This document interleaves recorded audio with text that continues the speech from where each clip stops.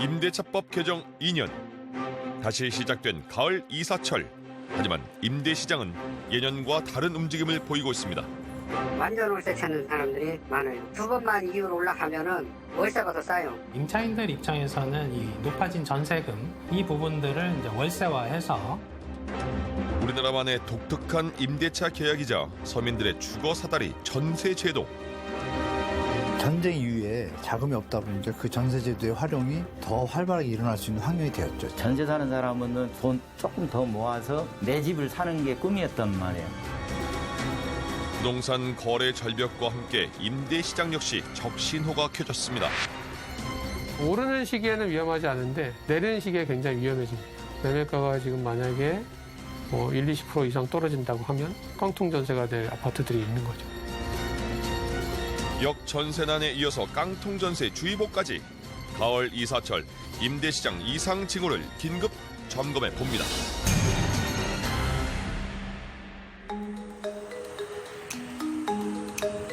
지난달 31일 입주가 시작된 서울의 한 아파트 단지. 이사가 한창이지만 거래를 기다리는 매매나 전세 매물 역시 많이 남아 있습니다. 거기에 세입자 구하기 경쟁이 벌어지면서 9억 원까지 치솟았던 84제곱미터 전세 호가 또한 떨어지는 분위기.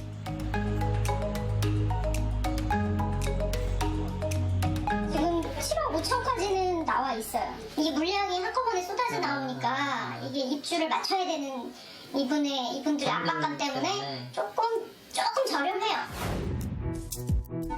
전세 매물이 쌓이기는 다른 곳 역시 마찬가지입니다. 현재 수도권 아파트 전세 매물은 9만 9천여 건, 지난해보다 2배 넘게 늘었습니다. 당초 임대차 3법 시행 2년을 맞아 전세 대란이 우려되기도 했는데요. 계약 갱신 청구권이 소진된 전세 물량이 시장에 나오면 집주인들이 앞으로 4년치를 한꺼번에 올려 전세값이 폭등할 거라는 우려와 함께 아예 전세 매물이 없어질 수 있다는 전망까지 나왔습니다. 4년 있다가 꼼짝없이 월세로 들어가게 되는구나. 이제 더 이상 전세는 없겠구나. 하지만 상황은 조금 다르게 전개되고 있습니다. 전세 매물도 많을 뿐더러 월세 비중 또한 늘고 있는 건데요. 지난 4월부터 전체 임대차 계약 가운데 월세 거래가 절반을 넘어서고 있습니다. 과거 한 5년 전 정도에는 전세 거래가 한 70%, 월세 거래가 한 30% 비중이었고요. 작년부터 이게 한 6대4 정도 비중으로 변경이 됐고 올해 들어서는 5대5 비중으로 변경이 됐는데 장기적으로 봤을 때는 월세 거래가 6 정도 차지하는 비중으로 변경될 여지도 있다 이렇게 평가할 수 있습니다. 그렇다면 월세 거래가 더 많아진 이유는 무엇일까요? 전세금이 너무 오르다 보니까 이거를 따라갈 수가 없는 거예요. 예를 들어서 5억에서 8억, 그럼 3억을 조달을 해야 되는데 자기 능력으로는 어떻게든 3억을 조달이 안 돼요.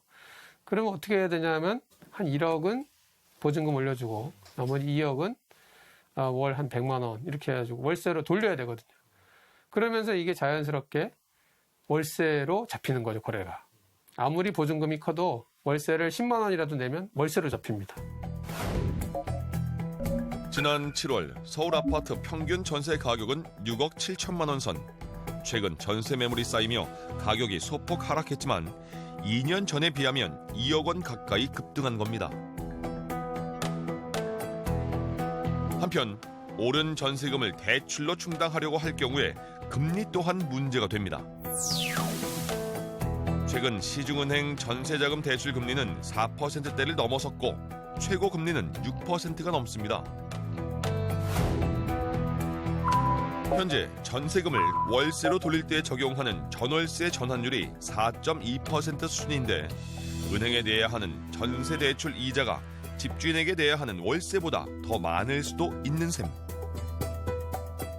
금리가 급격하게 인상이 되다 보니까 이 임차인들 입장에서는 이 높아진 전세금 이 부분을 감당하기보다는 이 부분들을 이제 월세화해서 2년 동안 이제 월세를 고정해 놓게 되면 아무래도 지금 이제 금리 인상기에서는 이 변동금리 형태로 대출을 받다 보니까 그 금리 인상 부분들을 좀 어느 정도 보호할 수 있는 그런 완충 작용을 할 수가 있다는 거죠.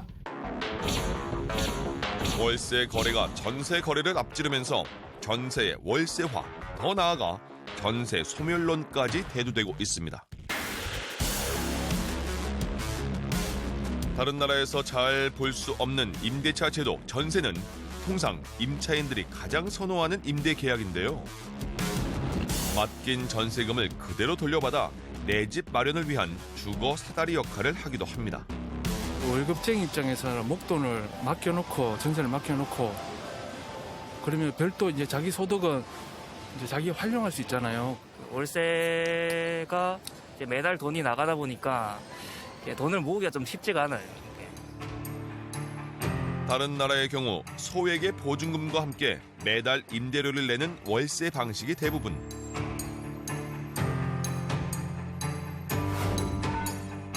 우리나라의 경우 보증금 규모에 따라 월세를 조정하는 준월세, 준전세부터 아예 월 임대료가 없는 전세까지 임대 방법이 매우 다양합니다. 월세 같은 경우에는 백사 같은 경우에는 2억 5천에 220, 3억에 200, 2억에 260, 뭐 2억에 240, 5억에 140 다 달라요. 네, 조금씩. 뭐 똑같은 주택을 들어가도 전세 5억에 들어가는 사람, 3억에 200 들어가는 사람, 뭐 4억에 100 들어가는 사람, 뭐 얼마나 이게 플렉서블합니까? 유연하잖아요. 그런 계약에 있어서 보증부 월세도 다른 나라에 없습니다. 우리나라만 있는 거예요. 그 보증부 월세도 되게 다양해요, 스펙트럼이. 우리나라의 전세 제도는 조선 말기 도시 인구가 급격히 증가하면서 시작됐다고 전해지고 있는데요. 주택 공급이 수요를 따라가지 못하면서 집값이 치솟는 와중에 전세는 일종의 사금융 형태로 생겨났습니다. 처음에는 이제 돈을 빌리면서 담보물로 제공을 했던 거죠. 그게 토지 전당, 가사 전당이었고, 토지 전당을 하게 되면 그 토지에서 나온 공물을 돈을 빌려준 사람한테 이자 대신 이제 지불을 하는 것이고, 가사 전당을 하게 되면 이제 가옥에 점유를 할 수 있는 이러한 이제 권리가 주어진 겁니다. 6.25 전쟁 이후 폐허가 된 국토.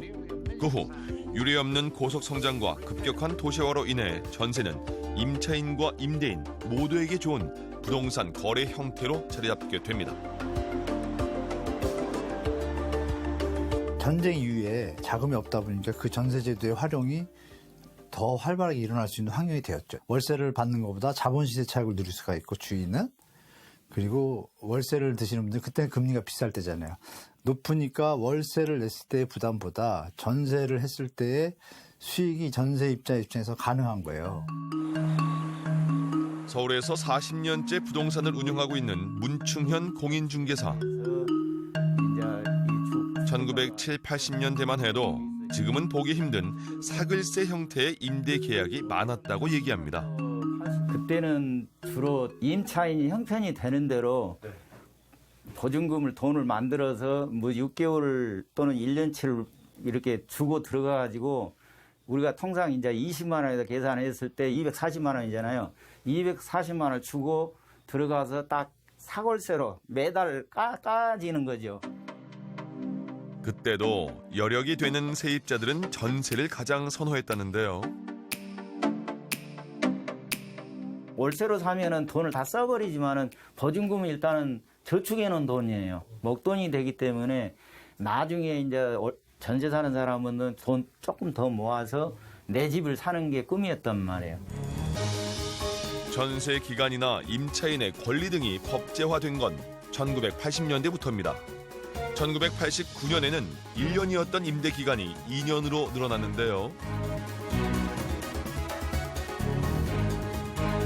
1980년대 중반부터 그 3저 호황에 의해서 굉장히 우리나라 경제가 발전이 되고 서울 수도권으로 사람들이 굉장히 많이 몰려서 주택 수요가 폭발을 했습니다. 그래가지고 주택 매매 가격뿐만 아니라 전세 가격도 아주 많이 올랐거든요. 그렇게 많이 오르다 보니까 이제 전세난 때문에 뭐 자살하는 사람들도 생기고 이래서 노태우 대통령이 주택 200만 호 건설 계획을 이제 발표를 합니다. 그래서 이제 수도권 신도시, 5개 신도시도 발표가 되고, 그러는 와중에 이 분들을 조금 더 장기간 안정적으로 보호를 해야 되겠다. 그래서 이제 2년으로 확대가 된 거죠. 임대 기간 2년이 법으로 정해지면서 단기간에 전세금이 치솟았고 이는 사회 문제가 되기도 했습니다. 그때 89년 당시에도 1년에서 2년으로 하니까 집주인들이 야 이거 2년 동안 집세를 못 올린다. 그러니까 한꺼번에 올리는 거예요. 그게 이제 여론에서 뭐 여러 가지 말들이 돌면서 몰랐던 사람도 알게 되고 세를 안 올릴 사람도 덩달아서 올리는 거예요. 야 2년 동안 세를 못 올린다는데 그래가지고 그때도 거의 뭐 더블 되다시피 이렇게 올랐을 거예요. 그러니까 없는 사람들, 세입자들이 많이 힘들고 고통스러웠죠. 전세라는 독특한 임대 계약은 우리 부동산 시장에 적지 않은 영향을 미쳤는데요. 시장에 임대주택을 공급하면서 서민들의 주거 안정에도 기여하는 역할을 했습니다. 하지만 거액의 전세 보증금은 집주인에게 일종의 무이자 대출금이 돼 갭 투기와 집값 거품의 원인이 되기도 했습니다. 그 자보증금을 가지고 다른 수익을 환원하거나 다른 곳에 투자할 수 있는 이런 정상적인 형태에서 이루어진 그 관계가 아니고 전세 보증금을 가지고 레버리지를 활용해서 갭 투자가 가능하고 그걸 가지고 자본시세 차익이 났을 때 매도했을 때 수익이 훨씬 높기 때문에 계속 전세를 놓고 갭 투자가 주 원인인 거죠. 대한민국 전세가. 거기다가 여기에 서민들의 주거 안정을 위한 전세 대출이 이른바 영끌 갭 투자에 활용되면서 집값과 전세값을 모두 끌어올린다는 지적도 나옵니다. 각종 규제로 전체 가계대출 규모가 줄어들고 있는 것에 반해서 전세 대출 규모는 해마다 늘고 있는 상황. 내 집 마련을 하지 못하고 전월세를 살을 경우에 전세금이 올라가게 되면 감당이 안 돼요. 결국에는 도심지에 살던 사람들이 도시 외곽으로 밀려나는 문제가 생기거든요. 그래서 정부가 이제 일정 금액까지 낮은 금액으로 전세 대출을 해주는 건데 이 전세 대출을 해주면 결국에 그 전세금을 또 올리는 현상을 만듭니다. 쉽게 대출을 받을 수 있기 때문에 그런 것도 있고요. 임대인을 믿고 거액의 보증금을 맡겨야 하는 전세 계약. 문제는 요즘 같은 부동산 하락기에 접어들면 전세금을 돌려받지 못하는 사례가 생길 수 있다는 겁니다. 전세 보증금은 통상 매매가의 50에서 70% 수준에 맞춰지는데 전세 보증금이 매매가와 비슷해지거나 오히려 더 높은 경우를 깡통 전세라고 합니다. 전세가가 매매가의 한 90%가 되면 깡통 전세가 될 가능성이 높죠. 왜냐하면 그 정도 되게 되면은 그 다음 세입자로 오는 사람이 절대 그 매매가의 90%를 주고 전세로 들어오려고 하지 않습니다. 위험하기 때문에. 그래서 만약에 5억짜리인데 4억 5천에 전세에 현재 들어있다. 그럼 그 다음 세입자는 4억 5천에 절대로 들어오려고 하지 않습니다. 그러면 4억이나 뭐 3억 5천에 들어오게 되죠. 그럼 그 나머지 5천이나 1억을 집주인이 어디선가 조달을 해가지고 기존 세입자를 내보내줘야 되는데 이 집주인이 만약에 그럴 능력이 전혀 없다. 그러면 이제 이 원래 세입자는 나갈 수가 없는 거죠. 부동산 시장에선 매매가 대비 전세가 비율이 80%를 넘어서면 깡통 전세 위험이 크다고 봅니다. 부동산 침체기에 가격 하락폭이 더 큰 연립이나 다세대 주택의 경우에 이미 전세가가 매매가의 90%까지 치솟았습니다. 올 초부터 7월까지 집계된 전세 보증금 미반환 사고액은 4,279억 원. 벌써 지난해 70%를 넘어섰습니다. 전세 보증금 미반환 사고액은 집계가 시작된 2015년부터 매년 증가 추세입니다. 더 큰 문제는 아예 처음부터 깡통 전세를 이용한 사기가 늘어나고 있다는 겁니다. 신축 빌라의 경우에 세입자가 정확한 시세를 알 수 없다는 허점을 노리는데요. 최근 문제가 된 100억 원 전세 보증금 사기 사건 역시 시세 1억 원짜리 빌라에 전세 보증금을 그보다 비싼 1억 3천만 원을 받는 식으로 빌라 수백 채를 사들였습니다. 애초에 매매가가 얼마인지 특정이 안 되는 그런 신축 빌라들, 그러니까 분양가가 특정이 안 되는 겁니다. 예를 들어서 분양가가 1억 원인데 마치 이 집은 뭐 1억 5천 혹은 2억 원 정도의 값어치가 있는 집인데 너에게 1억 1천에 전세 계약을 해줄게. 그러면 전세입자 입장에서는 매매가가 뭐 1억 5천 2억인데 뭐 1억 정도의 전세 계약해도 되겠지. 1억 1천에 전세 계약해도 되겠지라고 인식은 합니다만 실제로는 매매가가 1억 원인 집인 거죠. 그러니까 한마디로 사기라고 하는 겁니다. 전세 사기 피해가 늘어나자 지난 1일 정부가 피해 방지 대책을 발표했습니다. 우선 세입자의 보증금보다 우선순위 채권이 없는지 집주인의 정보를 공개하고 확정 일자를 받기 전 매매나 추가 대출을 금지하는 것이 주된 내용. 또한 전세 사기를 당했을 경우에 저금리, 긴급 대출까지 지원합니다. 악성 임대인의 명단 등 임차인들에게 꼭 필요한 정보를 한눈에 파악할 수 있도록 자가진단 안심전세 어플을 구축해서 1월 중에 출시하겠습니다. 하지만 이번 대책으로 갈수록 교묘해지는 전세 사기 수법에 대응하기는 쉽지 않다는 지적도 나옵니다. 우선 세입자 모르게 집주인이 바뀐다면 손쓸 방법이 없고 지금처럼 빌라, 다세대 주택의 공시가격을 모르는 상태에서는 깡통 전세 역시 거르기 어려운 상황. 결국 세입자가 조심해야 하는 수밖에 없습니다. 사실은 사기성 짙은 거래들을 온전히 막을 수 있는 방법들은 사실은 쉽지가 않습니다. 제도적으로는. 그래서 이걸 악용하는 케이스들을 방지를 하려면 사실은 월세 형태로 계약하는 게 차라리 보증금을 지키는 게 상대적으로 안전한 방법이긴 하고요. 전세 반환 보증보험과 관련된 부분들을 반드시 가입을 하시면 나중에 보증금을 또 떼일 염려 부분들은 좀 상대적으로 낮출 수 있는 그런 케이스들도 되고. 우려했던 전세 대란이 일어나지는 않았지만 임대 시장이 안정됐다고 보기도 어렵습니다. 전세의 월세화가 얼마나 이어질지, 더 나아가 전세가 없어질 가능성 등에 대해서는 여전히 의견이 엇갈립니다. 전세 가격도 많이 오른 상태에서 내려가긴 내려가겠지만 그렇다고 이게 뭐 20% 30% 이렇게 내려갈 가능성이 굉장히 드뭅니다. 이미 이렇게 이제 전세 절대 금액 자체가 올랐기 때문에 전세 월세화는 이미 큰 트렌드가 됐다. 그리고 지금 깡통 전세처럼 이런 현상이 나타나면 더더욱 이제 세입자들은 안전을 위해서 월세로 전환할 거거든요. 월세 거래가 많아졌지만 상당한 보증금을 바탕으로 한 보증부 월세가 늘고 있다는 점도 주목해야 합니다. 결국 금리 인상이 다소 주춤해지면 다시 전세 비중이 늘어날 가능성이 큽니다. 사실은 결국에 돈이 여력이 있다면 월세보다는 전세를 선호할 수밖에 없는 게 그 전세금은 살아있거든요, 나중에. 근데 월세는 소멸하잖아요. 그러면 대부분의 임차인들은 원금이 보장되는 전세를 선호하게 돼 있습니다. 임대차 보증금은 결국 임대인이 임차인에게 돌려줘야 할 채무인 셈인데요. 보증금 규모가 850조 원에 달하는 만큼 순수 월세 시장으로 전환되기는 어려워 보입니다. 정확하게 보면은 전세 대출의 어떤 자금 부담 능력이, 전세 보증금의 자금 부담 능력이 상환할 능력이 없는 세대들이 대부분이다.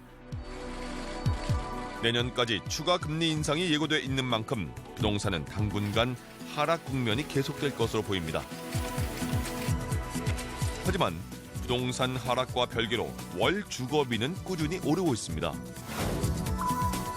높아진 전셋값이 월세 수요를 끌어올리면서 서울 아파트 평균 월세 보증금은 2년 만에 1억 가까이 올랐고 매달 내는 월세액 역시 꾸준히 오르고 있는데요.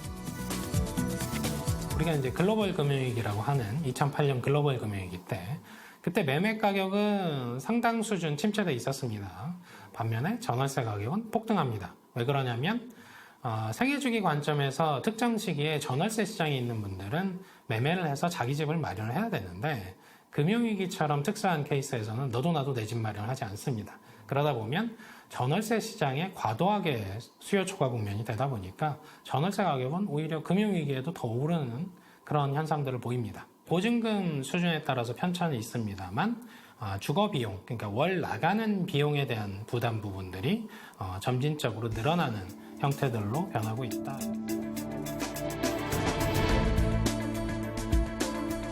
유례없는 금리 인상과 거래 절벽, 폭등을 이어가던 부동산 시장의 하락 신호는 임대 시장의 새로운 변수가 됐습니다. 금리 자체가 이렇게 급격하게 오른 적이 없습니다. 그러다 보니까 어떻게 보면 과도기적인 진통 과정에 있다, 혹은 일시적인 진통 과정에 있다 보시면 될 것 같고요. 길게 봐서는 전세와 월세 비중이 5대5 혹은 월세가 한 6 정도 비중을 차지하는 형태들로 변경될 여지는 있습니다만 일단 일시적인 현상으로 해석하시는 게 맞을 것 같고요. 갈수록 오르는 주거비의 사기 우려까지 서민들에게 더 큰 충격이 될 수 있는 위험 신호가 이미 곳곳에서 나타나고 있는 만큼 더욱 철저한 대비가 필요해 보입니다. 그러면 정부의 그 보증은 국민의 세금입니다. 그러니까 이 전세 제도나 전세 대출 문제는 진짜 근본적으로 국민의 세금이 샌다는 생각을 가지고 정부에서 대책을 잡아야지, 국민 세금 세고 나서 또다시 세금을 메꾸는 형태의 이런 지원책은 저는 문제가 좀 있다고 봅니다. 원천적인 공시가격 기준에서 대출의 한도가 대출 사기가 벌어질 수 없는 환경을 만들어주고, 또 완납증명서라는 국세 완납증명서라는 조항이 애초에 계약할 때 첨부되는 형태만 취한다면 대부분의 전세 사기나 대출 사기는 좀 근절될 거라고 보고 있습니다.